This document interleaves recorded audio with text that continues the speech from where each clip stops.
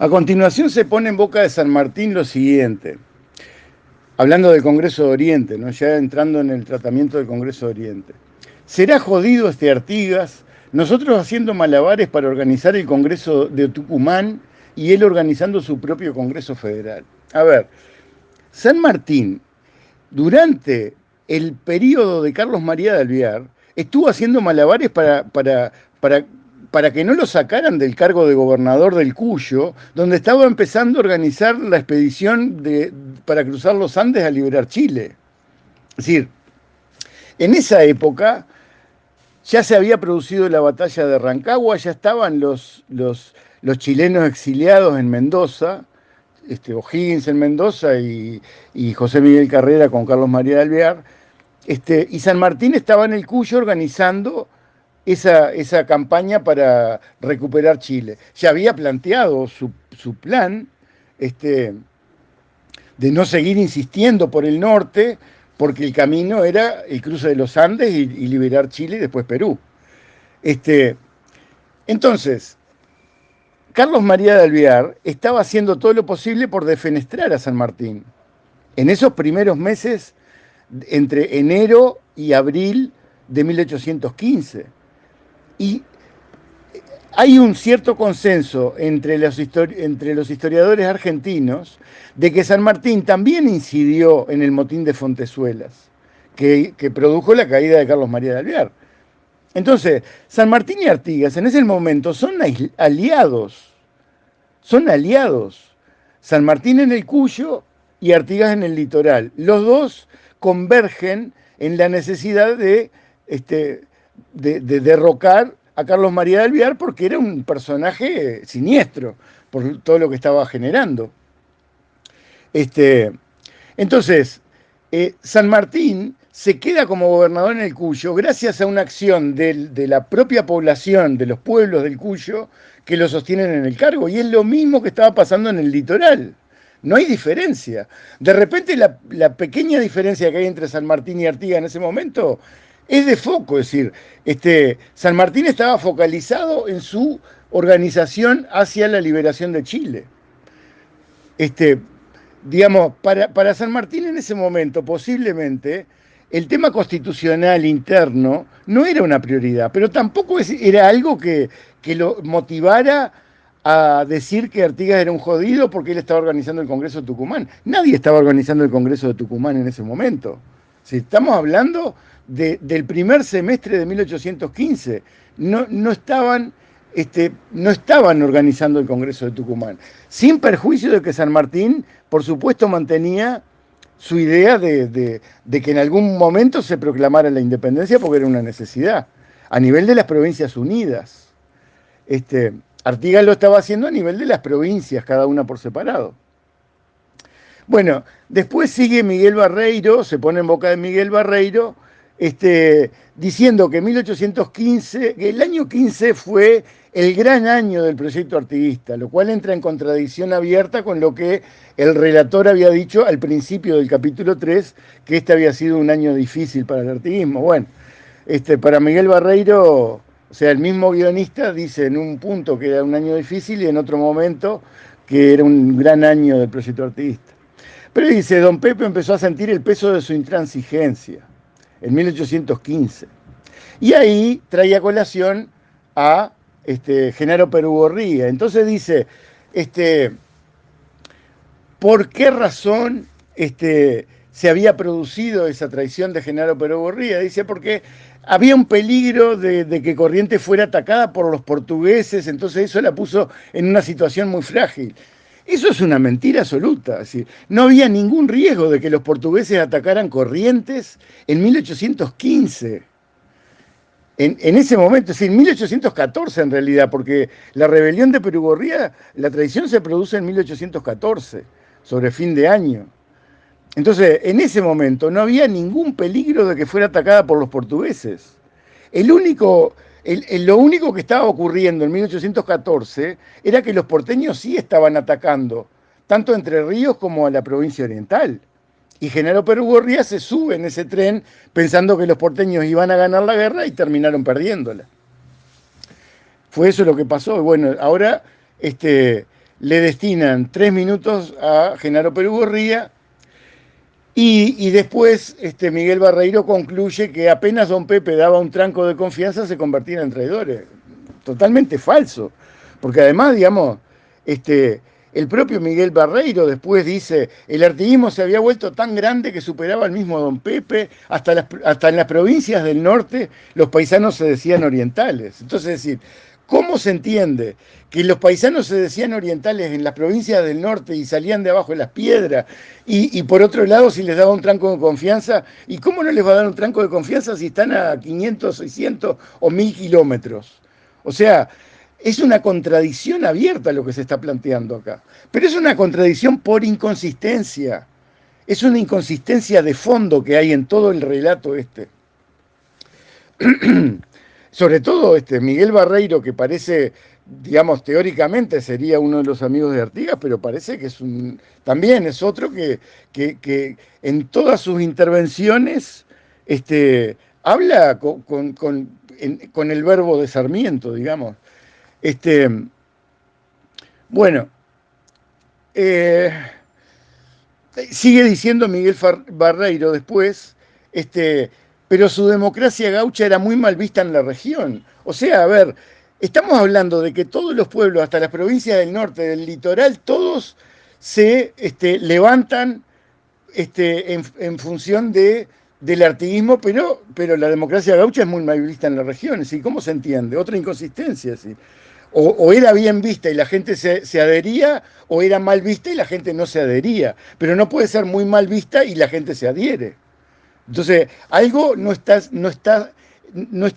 digamos, siendo coherente en el relato, y lo que no está siendo coherente es esa pretensión de hablar con boca de Sarmiento y a la vez tener una visión romántica, es decir, no se puede estar con Dios y con el diablo a la vez, ¿no? Es decir, y acá está hablando la misma persona, no es una cuestión de que un enemigo dice una cosa y el amigo dice otra, no, el mismo Miguel Barreiro está entrando en una contradicción.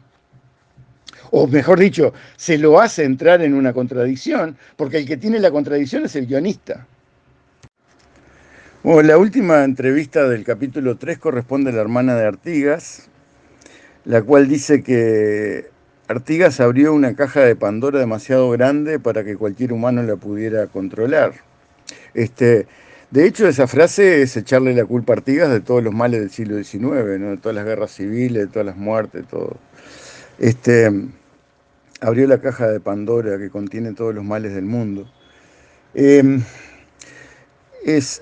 digamos, es un buen corolario para todo lo que venía de antes, ¿no? Porque es coherente con todo lo que se venía planteando desde el principio, pero digamos, acá no se tiene en cuenta algo que yo ya mencioné, que fue la forma en que se generó la Junta de Mayo.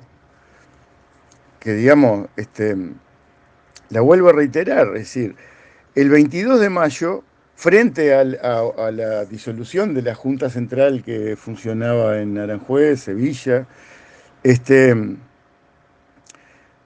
se forma, digamos, una primera junta el 22 de mayo de 1810 con el virrey como presidente, y a los tres días después, el 25 de mayo, se destituye al virrey. Al destituir al virrey, se disuelve el virreinato, porque no hay ninguna otra autoridad, digamos, política que pueda mantener la unidad del virreinato. Y de hecho, el Cabildo de Buenos Aires, por más que sea un cabildo abierto, es un cabildo más. Recordemos que durante todos los procesos anteriores, en las invasiones inglesas, por ejemplo, el 18 de julio de 1806 hubo un cabildo abierto en Montevideo que, frente al hecho de que el virrey se había ido a Córdoba y que Buenos Aires estaba ocupada por los ingleses, entonces Montevideo resuelve formar una junta de guerra y organizar un ejército y reconquistar Buenos Aires, y así lo hicieron. Digamos, es un déficit institucional que tenía España en aquel momento, sobre todo el aparato colonial, de que frente a una cefalía importante no tenían forma de responder. Entonces, cada cabildo hacía lo que le parecía más conveniente a los efectos de salvar la situación. Entonces, frente a esa cefalía, está bien, el Cabildo de Buenos Aires hizo lo que consideró conveniente, pero el Cabildo de Buenos Aires no tenía ninguna legitimidad para asumir el gobierno de todo el virreinato en su conjunto. Además, digamos, de hecho, la denominación virreinato se dejó de usar. Después del 25 de mayo de 1825, de 1810, perdón, este, la denominación que se adoptó, digamos, de la Junta de Gobierno, fue de las provincias del Río de la Plata. O sea, era la denominación que esta región tenía antes de la creación del virreinato. Recordemos que el virreinato se creó en 1777. Quiere decir que para 1810 tenía apenas 33 años de existencia. No era una situación consolidada desde el punto de vista de los sentimientos de pertenencia, ni nada que se le parezca, ¿no? El virreinato era una institución de carácter colonial, o sea, era un subimperio, llamémosle, ¿no? Entonces, esta región ya tenía una identidad que fue la que se utilizó con posterioridad a la disolución del virreinato por la vía de la destitución del virrey. Entonces pasó a llamarse Junta Gubernativa de las Provincias del Río de la Plata. La Provincias Unidas se utilizó después, se oficializó recién con el primer triunvirato, o sea, más de un año después, casi 2 años después.